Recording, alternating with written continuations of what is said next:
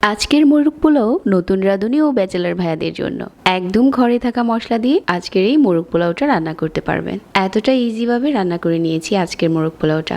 1.5 কেজির মতো মুরগির মাংস রেগুলার কাট করে কেটে নেওয়া আছে।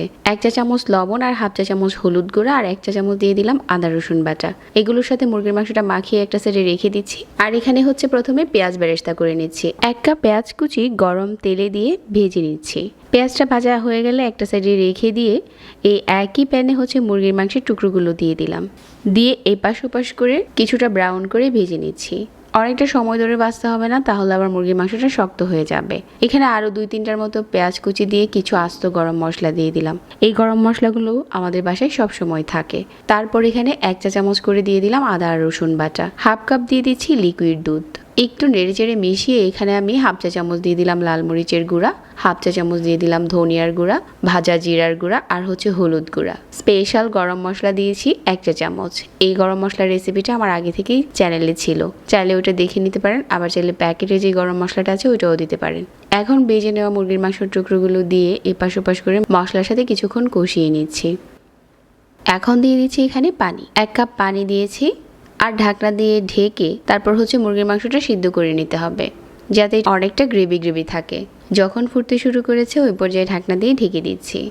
মাঝখানে একবার ঢাকনাটা খুলে নেড়ে দিয়েছি আর দিয়ে দিচ্ছি পেঁয়াজ বেরেস্তা, যে বেরেস্তা আমরা আগে থেকেই করে রেখেছিলাম। একটু নেড়ে চেড়ে মিশিয়ে আবারও ঢাকনা দিয়ে ঢেকে দিচ্ছি, যাতে ঝোলটা পুরোপুরি টেনে যায় আর মাংসগুলোও সিদ্ধ হয়ে আসে। চুলা থেকে নামানোর আগে এখানে 5-6টার মতো কাঁচামরিচ মাঝখান থেকে ফেলে দিয়েছি আর আরও কিছু পেঁয়াজ বেরেস্তা দিয়ে এটা একটা সাইডে রেখে দিচ্ছি। চুলা থেকে উঠিয়ে আমি এটা একটা সাইডে রেখে দিয়ে এই একই প্যানে হচ্ছে আমি পোলাওটা রান্না করে নেব। পোলাও রান্নার জন্য 2 চামচ ঘি নিয়ে নিচ্ছি আর সাথে দিয়ে দিচ্ছি 5-6টার মতো কাঁচামরিচ, 1 চা চামচ আদা রসুন বাটা আর এখানে 3 কাপ পোলাও চাল, স্বাদ মতো লবণ আর একটু পেঁয়াজ বেরেস্তা দিয়ে একটু নেড়ে চেড়ে ফুটানো পানি দিয়ে দিচ্ছি 5 কাপ। যখন ফুটতে শুরু করেছে ঢাকনা দিয়ে ঢেকে দিচ্ছি। অল্প আছে পানিটা টেনে গেছে। এই পর্যায়ে আগে থেকে রান্না করা মুরগির মাংসটা দিয়ে দিলাম।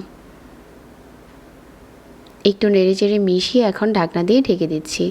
চাইলে আপনারা এই পর্যায়ে উপরে একটু ঘি ছড়িয়ে দিতে পারেন, গোলাপ জল, কেওড়া জল দিতে পারেন, অনেক কিছু অ্যাড করতে পারেন। তবে কোনো রকম বাড়তি মশলার ঝামেলা ছাড়া এইভাবে করেও মোরগ পোলাওটা রান্না করে দেখতে পারেন। এটার টেস্ট মন্দ না। যাদের কাছে আজকের রেসিপি ভালো লেগেছে পেজ ফলো করে রাখবেন, যাতে প্রতিনিয়ত নতুন রেসিপি পাওয়া যায়। সবাইকে ধন্যবাদ জানিয়ে আজকে এখানেই বিদায় নিচ্ছি। আল্লাহ হাফেজ।